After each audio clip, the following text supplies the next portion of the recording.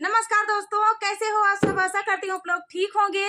तो मेरी बुआ जी सुनाएंगे आप सभी को सोहर गीत। बहुत ही पुराना सोहर गीत है, बहुत ही प्यारा सोहर गीत है। फुल वॉच करके सुनना, बहुत ही प्यारा है। तो देर न करते हुए चलिए सुनाते हैं ढोलक के साथ।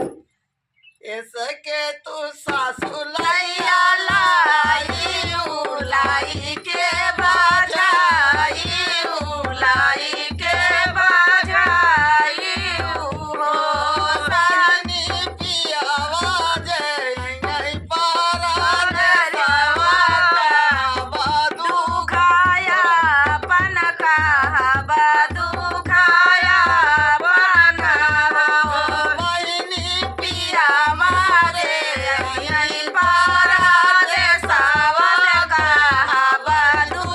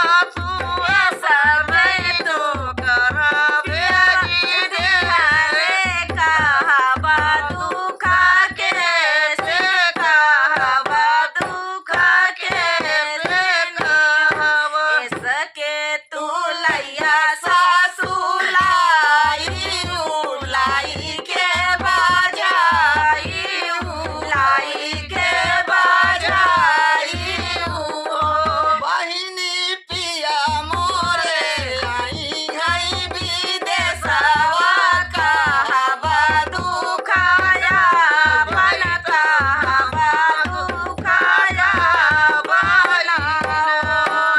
जय जय जय। तो दोस्तों ये प्यारा सा सोहर गीत आप सभी को कैसा लगा कमेंट में बताना दोस्तों। ये पुराना सोहर गीत था, खासकर मेरी बुआ का गीत था। तो गीत बहुत ही प्यारा था। लोग प्यार दुलार बनाए रखिए चैनल पे। मिलते हैं नेक्स्ट वीडियो में, तब तक के लिए नमस्कार।